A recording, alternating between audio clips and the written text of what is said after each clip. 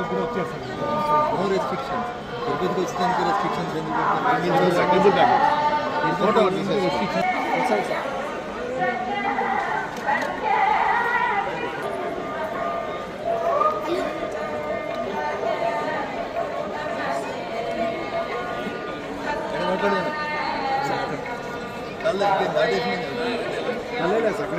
Mic disturbance వస్తుంది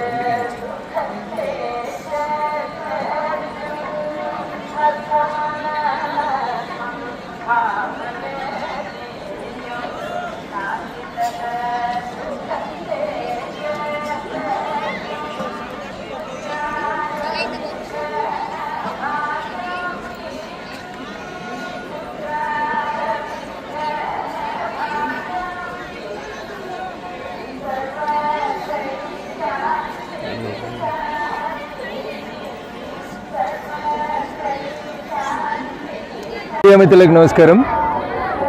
అధికారం కోల్పోయిన తర్వాత భూమి మీదకి వచ్చిన తర్వాత కూడా కొంతమందికి జ్ఞానోదయం కలిగిస్తలేడు. అందుకనే ప్రభు అయిన వెంకన్న స్వామిని నేను కోరుకుంటుంది ఏంటంటే, అట్లాంటి మూర్ఖులకి సనాతన ధర్మాన్ని నాశనం చేస్తాం, సనాతన ధర్మాన్ని నిర్మూలిస్తామని మాట్లాడేటువంటి వెధవలకి మంచి బుద్ధిని ప్రసాదించమని ఆ భగవంతుని సందర్భంగా ప్రార్థిస్తూ ఉన్నాను.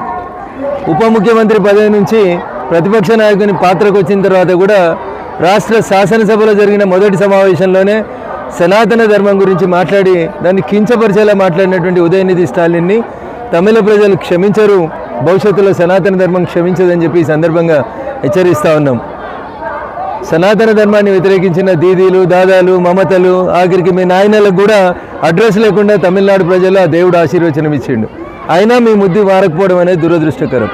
నాటి బాబర్ నుంచి మొదలుకుంటే, మొఘలుల నుంచి మొదలుకుంటే అనేక మంది విదేశీ కుట్రలు చేసి విదేశీ డబ్బులతోటి నా దేవుడు గొప్ప, నా దేవుడు గొప్ప అనేటువంటి మీ నీచ సంస్కృతికి భిన్నంగా సర్వే జన సుఖినో భవంతు అని చెప్పి అందరం బాగుండాలని కోరుకునేటువంటి నా సనాతన ధర్మాన్ని, నా ధర్మాన్ని నాశనం చేస్తానని విరవిగితే తప్పకుండా మీరే నాశనం అవుతారు, మీకే అది తగులుతుందని చెప్పి ఈ సందర్భంగా వారిని హెచ్చరిస్తూ, ఇప్పటికైనా మీ నాన్న కనీసం ఎమ్మెల్యే గెలవలేకపోయిందంటే నీలాంటి వ్యక్తులు మాట్లాడినటువంటి తప్పుడు మాటల వల్లనే అది జరిగిందని అర్థం చేసుకొని కనీసం ప్రతిపక్ష నాయకుడిగానైనా ఉదయనిధి స్టాలిన్ నోరు ఒళ్ళు రెండు దగ్గర పెట్టుకొని మాట్లాడుకోవాలి తప్ప ఇంకొకటి కాదు.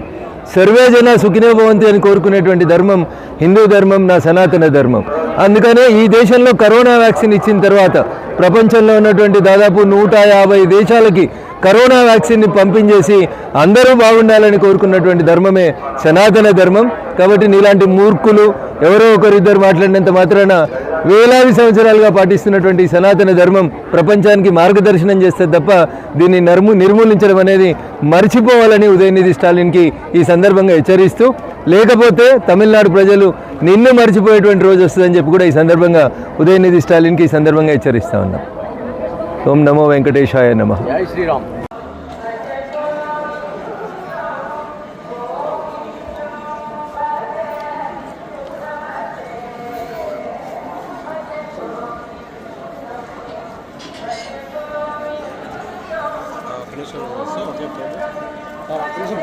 ఒక సెకండ్ సార్.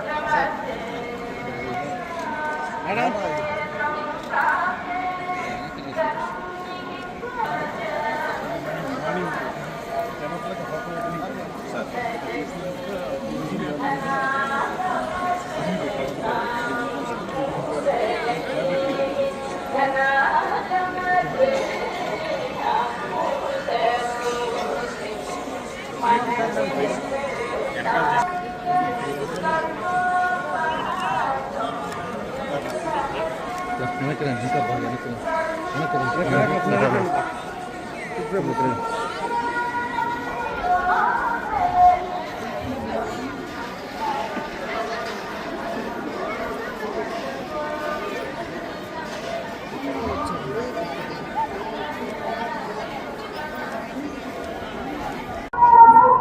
ఈరోజు తిరుమలలో వెంకటేశ్వర స్వామి యొక్క దర్శనాన్ని చేసుకోవడం జరిగింది. మా నియోజకవర్గంలోని ముఖ్యులు కలిసి వచ్చి దర్శనం చేసుకున్నాం. ఒక అద్భుతమైనటువంటి దర్శనం జరిగింది. ప్రథమ దర్శనం లభించడం అనేది అదృష్టంగా భావిస్తూ, ప్రధానంగా ఈరోజు తిరుపతిలో జరుగుతున్నటువంటి కొన్ని కార్యక్రమాల్లో పాల్గొనడానికి రావడం జరిగింది. తిరుపతిని అదేవిధంగా రాయలసీమ ప్రాంతాన్ని ఆధ్యాత్మిక హబ్తో పాటు పర్యాటక హబ్గా కూడా తయారు చేయాలనేటువంటి ఆలోచనతో ఆంధ్రప్రదేశ్ రాష్ట్ర ప్రభుత్వం ముఖ్యమంత్రి చంద్రబాబు నాయుడు గారు, ఉప ముఖ్యమంత్రి పవన్ కళ్యాణ్ గారుల నేతృత్వంలో అనేక కార్యక్రమాలను చేపడుతున్న సంగతి మీకు తెలుసు. ముఖ్యంగా రాబోయే రోజుల్లో ఒక పక్కన విశాఖపట్నం, మరో పక్కన తిరుపతి, ఈ రెండింటినీ కూడా ఐకానిక్ హబ్స్గా తయారు చేయడానికి ఒక ప్రత్యేకమైన కార్యక్రమాన్ని చేపడతా ఉన్నాం.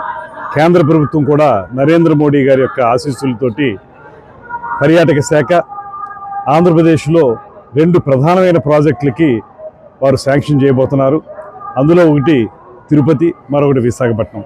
ఈ 2 ప్రాంతాల్లోనూ కూడా పర్యాటక హబ్గా తయారు చేసి ఇక్కడ వచ్చిన వాళ్ళు ఒక 2-3 రోజులు ఉండే విధంగా వసతి సౌకర్యం కల్పించాలనేటువంటి ఆలోచనతో ఈ మధ్యకాలంలో తీసుకొచ్చినటువంటి ప్రత్యేక పాలసీ ద్వారా ప్రైవేట్ భాగస్వామ్యాన్ని ఆహ్వానిస్తున్నాం. ఇవాళ చాలామంది ఇక్కడ పెట్టుబడులు పెట్టడానికి, ఇక్కడ 5 స్టార్ హోటల్స్, 4 స్టార్ హోటల్స్ నిర్మించడానికి ముందుకు వచ్చారు. ఈ మధ్యకాలంలోనే రమారమి ఒక 1/2 డజన్ హోటల్స్ ఇక్కడ శాంక్షన్ చేయడం జరిగింది. దీనికి ప్రధానంగా పీపీపీ మోడ్లో, పబ్లిక్ ప్రైవేట్ పార్ట్నర్షిప్ మోడ్లో ఇక్కడ ఇవన్నీ కూడా నిర్మించడం జరుగుతూ ఉంది. సాధారణంగానే మనకి తిరుపతి అనేటప్పటికీ ఫుట్ఫాల్ చాలా ఎక్కువ ఉన్నటువంటి ప్రాంతం, పిలిగ్రిమ్ టూరిజంగా చాలా ప్రసిద్ధి చెందింది తిరుపతి వెంకటేశ్వర స్వామి ఉండటం వల్ల.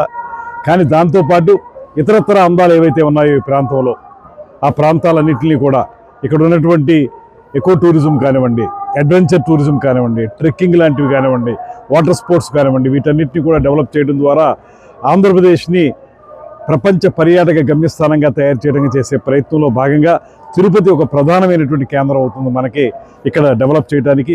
ఈరోజు అందుకే తిరుపతితో పాటు ఈ రీజన్లో ఉన్నటువంటి అన్ని ప్రాంతాలకు సంబంధించినటువంటి టూరిజం రివ్యూ చేయడానికి కూడా ఈరోజు మధ్యాహ్నం ప్రోగ్రాం పెట్టుకున్నాం.